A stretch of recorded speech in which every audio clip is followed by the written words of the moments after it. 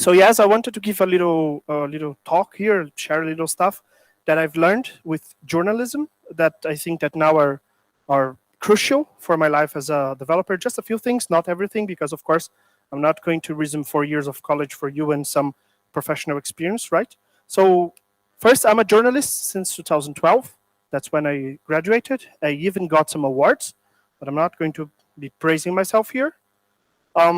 So the first question is how news are made. And I'm going to guide you to some examples of how news are made so we can get a glimpse of what I'm talking about. So we have a fact here. It's written and we can read it together. So there's a highway that has a 100 kilometers per hour limit, of course. A car and a truck that are driving both at 120 kilometers per hour. So those are facts. There's nothing there that's opinion based. No, that's life. That's how it happens. The rain poured violently, which is an opinion, because violently, what does that mean? But we can understand that was raining like hell, right? A river by the side of the road overflowed, partially flooding the road. The car braked. The truck did not brake. The car overturned. The truck passed through the water without any incident, and finally, the traffic slowly stopped to a halt. So this happened right like yesterday, like the day before yesterday. And the question I have for you all is, what's the news here? And I would love if anyone tried to answer what's the news in that I just showed, those facts. I will come back so you can say something. Does anyone want to say something? Raj has raised the hand here. Raise the hand on remote or here in the site. office. First, Raj. So what's the news? I can just come up with a headline like car crashed into truck on highway. The car crashes into truck in the highway. Okay, nice. Anyone else want to try? Kiki? Thank you for the microphone action. I mean, oops. It can have some different focuses. You can say, wow, a dad died during his way home, like the man in the car, or you can have like how wheels are not waterproofed. Yeah. Okay. Good. Nice. So you can have a different focuses, right? Different ways of looking at the fact and reporting it. Anyone from remote want to try? Okay. Then we can have multiple ways of telling the news here, right? Like Kiki said.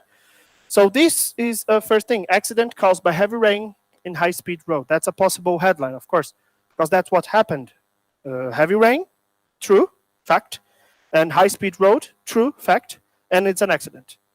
River floods and interrupts traffic. Are we ignoring global warming? So this is a different kind of headline that could be possible. It even has a question, so it's not even true, but it's asking the reader, hey, and then I would imagine what kind of text would come after this. Speeding car overturns in highway, 2 injured. So the focus changes from the cars to the people, right? So it's another way of telling some news. Scania trucks overcomes flood. New model is 72% safer against rain because the truck didn't even need to stop. It just went through with the rain.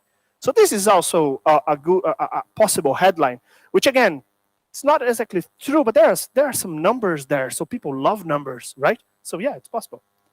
Or embezzlement and corruption delay highway repairs. Victims can sue the government. And this might have come from some investigation to find out that actually the whole problem was because of the low quality of the asphalt, because of corruption. And there's always more to a fact than just a fact. So you have always to ask questions. And this is something that I bring to my day-to-day life as a developer, as a consultant, because I always ask more questions. You have always to ask more questions. And there's one thing that's important that normally we don't realize, is that people think knowledge is not needed by everyone. So you have to ask more questions. Sometimes you are in a meeting and you're talking about the project and what's there to be done, and there is information that people don't share. It's not because they don't want you to know. It's because they think that you don't need to know. So you have always to stand up and say, hey, I need that information, and show them sometimes why you need that information. So then these people can create the habit of telling you everything and giving you the full picture, right? Sometimes we are in a project, people don't give us enough information, and we end up doing stuff and finding out later, then someone left something out.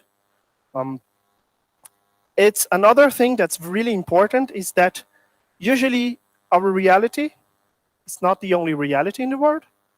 So you can never assume anything. And I go further with this because I think assumption is our deadliest enemy. Most of the times that we assume things, we are wrong. Most of the time. Because we are biased by our experiences, and our experiences, our culture is singular and it's not repeated, even if the people that we work are alike.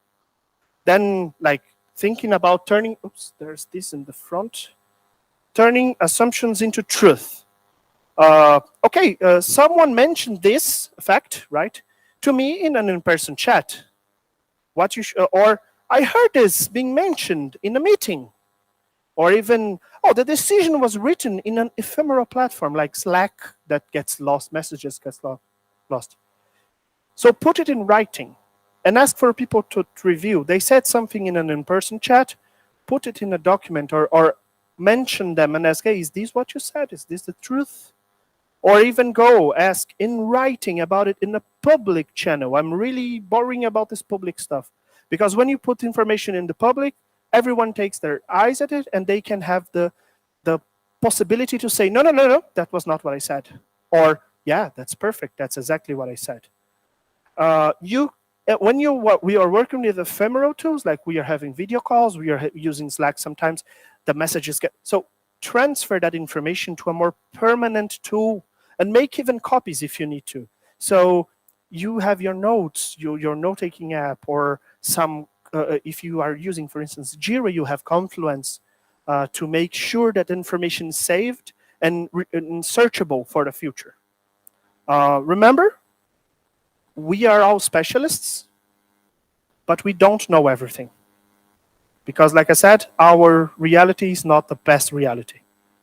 So we have to avoid the Dunning-Kruger effect, right? Which is, by Wikipedia, a cognitive bias whereby people with low ability, expertise, or experience regarding a certain type of task or area of knowledge tend to overestimate their ability or knowledge.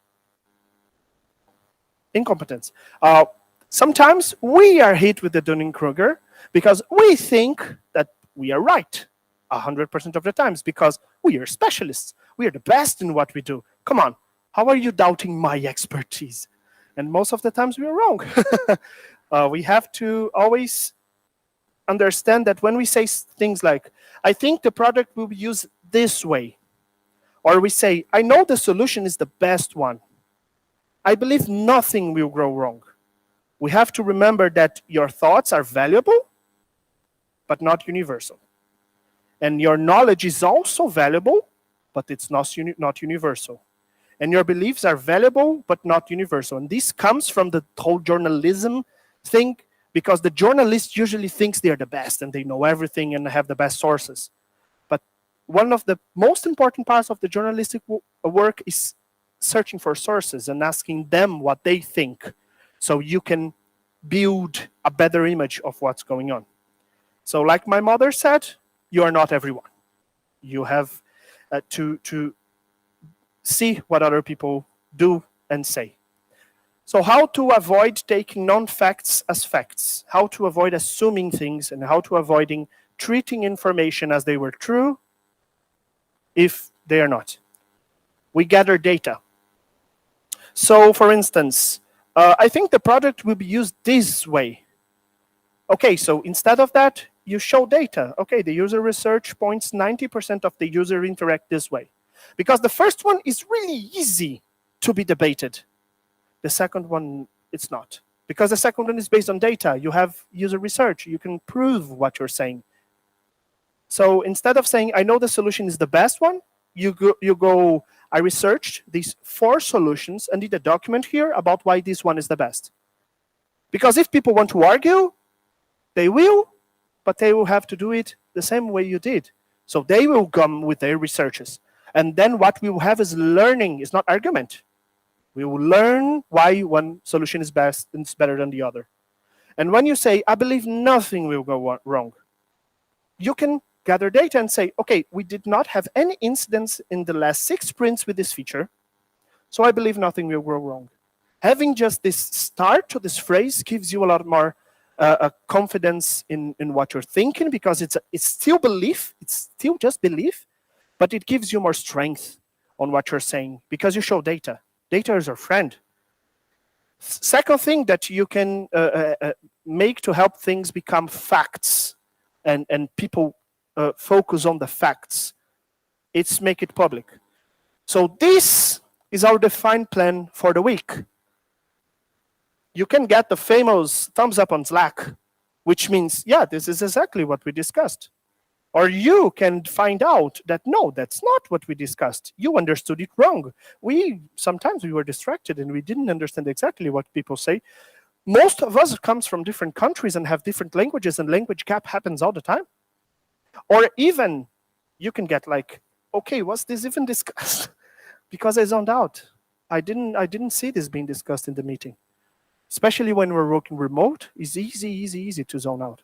So when you make it public, people can answer to you and can give you more information about what you were saying, and you can gather data and know if something that you think it's true or false. Because data is the best scapegoat. It's really easy to put the blame on data. So let's suppose that I think nothing is going to go wrong because the last 6 sprints, nothing went wrong with this feature, but then something goes wrong. I can tell people, hey, we had this data. We had the 6 last sprints, nothing went wrong. This sprint, it went wrong. We need to think, oh my God, why? It's not my responsibility entirely because I was based in data. Okay, we made user research and 90% of the users said that they were going to use it. Why no one uses it? Maybe the research is not great. Maybe the feature was described differently. So it's not you that you did a bad job and you put your reputation on the risk. The data was not really accurate. So how to gather better data? And this way you can be sure, and that's what journalists do. Because when a journalist publishes information that's wrong, they usually republish it saying, hey, we are sorry, we were wrong. We said A, actually it was B, because the source was confusing, because the research was not final, because and they change a little when people say, oh, nice, okay, I understand you now. So you're still reliable. You're just going to learn to gather better data to go for better sources. And that's it. I hope that you enjoyed. It was quick, but it's a little of what I do every day. 2, remember people that I believe it's not enough. Having data, having numbers, having information to back it up, it's essential.